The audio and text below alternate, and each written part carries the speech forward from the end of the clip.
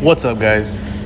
AG Sports. It's in the game. We're coming back again. I'm actually on vacation right now, so if you hear some bullshit in the background, it's me trying to get sand actively out of my ass. So that's what that is. But in other news, I did want to go over a little bit of information while I'm on vacation because I've actually kind of been dying to talk about it anyways. But it is the Saints-Titans game. I have had a couple people ask my thoughts on it and kind of where they're leaning on it, things like that. My belief, right, with just no numbers involved, is that the Saints actually, in real life, suck ass. They're not a good team, and it's primarily because I hate their coach. I really cannot stand their coach at all. But that's another thing.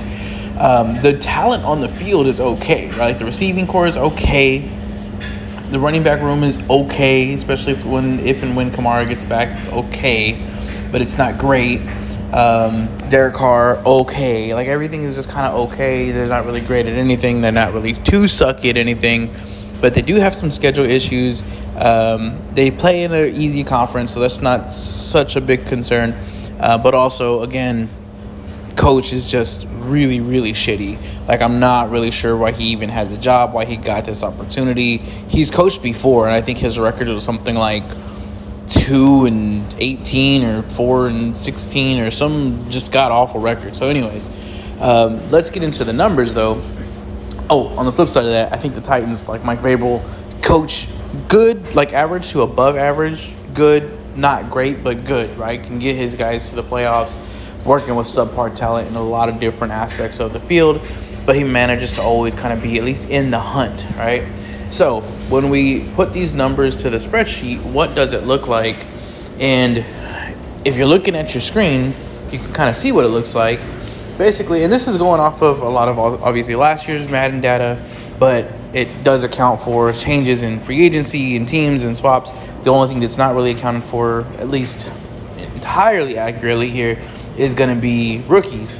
But I believe, a decent job at kind of guesstimating what those rookies are going to be graded at and look like and all that kind of stuff, just by going off of prior data, as well as comparing them to what we had last year. So with all of that being said, quarterback, almost a dead tie, but they do give the nod just by 1 point to Ryan Tannehill. Offensively, the Titans definitely have an advantage here, and primarily this is going to come down to Derrick Henry.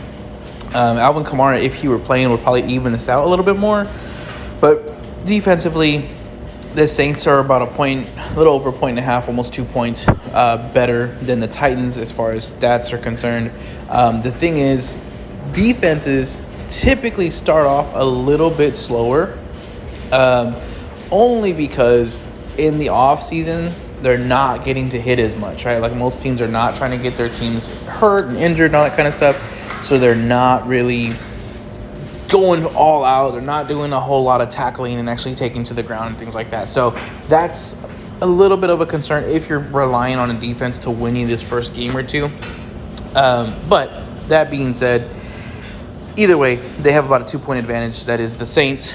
All of that, though, goes into the calculation, and it comes out to be the Saints should be the favorites as far as Madden is concerned, but it should really be about a 2.5 point spread. The current line is actually 3.5 points. So if you are looking to take the Titans, it's definitely a plus EV play. It's a full point advantage that you're getting here, and it's really even more valuable than that because you are crossing the key number of 3. Fuck me, if I knew how to talk, this would be a lot easier. But so you're going from 2.5 to 3.5, so you are getting that key number. Now there is kind of a sentiment, right, in the gambling community that usually when you're getting 3, it's because they're trying to kind of bait you into something. I don't really believe in that. I don't put a whole lot of stock in that. The line is the line because of money movement and kind of expectation. So that's what I feel, or that's how I feel in this line. And I do agree with this Madden move. I probably will be putting some money on the Titans here, plus the 3.5. I don't think this is going to be a money line play for me, just because the 3.5 is good. This is one of those games where I could see either team winning. I do believe the Titans win, and again, I believe it because it comes down to coaching, as well as because the defense probably starts off just a little bit slower, and the Titans maybe get some good running plays with Derrick Henry or a couple catches with Treylon Burks that maybe wouldn't come otherwise like later in the season. So, like I said, I would take the Titans here, plus the 3.5. It is a plus EV play. It's kind of a system play at this point, and the Saints have started off slow, so I'm on that. Now, I'm probably only going to do about a half unit on that one just because I have other plays that I like a little bit more. Like this Bucs-Vikings play. Now, this Bucs-Vikings play, just at the first look here, it's not a big play for me. It's not even a big game for me. But a lot of people, including myself, are shitting on the Bucs, right? There's no more Tom Brady.